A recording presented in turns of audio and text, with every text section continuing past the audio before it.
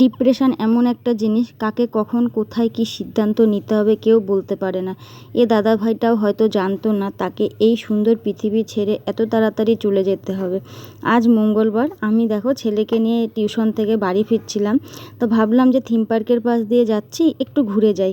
এসে দেখছি এখানে শ্রদ্ধাঞ্জলির ব্যবস্থা করা হয়েছে। তোমরা হয়তো জানো, আমাদের বঙ্গাইগাঁওতে 5 সেপ্টেম্বর একজন ইংলিশ টিচার, সোশ্যাল মিডিয়ার বড় কন্টেন্ট ক্রিয়েটার রাজীব কলিতা দাদাভাই তার জীবনের ডায়েরিতে শেষ লাইনটি লিখে দাড়ি টেনে দিয়েছে। তাকে শ্রদ্ধা জানাতেই আজ থিম পার্কে এই আয়োজন। আমিও ভাবলাম এসেই পড়েছি যখন, একটু তাকে শ্রদ্ধা জানিয়ে যাই। তাকে বলি যে দাদাভাই তুমি ওপারে ভালো থেকো, ওপারে অনেক অনেক ভালো থেকো, এখানে তো তুমি ভালো থাকতে পারলে না, ওখানে তুমি অনেকটা ভালো থেকো।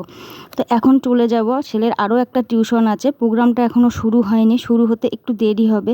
তো ছেলের তো টিউশনের টাইম হয়ে যাচ্ছে, তাই চলে যেতেই হবে। তো ভগবানের কাছে প্রার্থনা করি দাদা ভাইয়ের আত্মার যেন শান্তি পায়।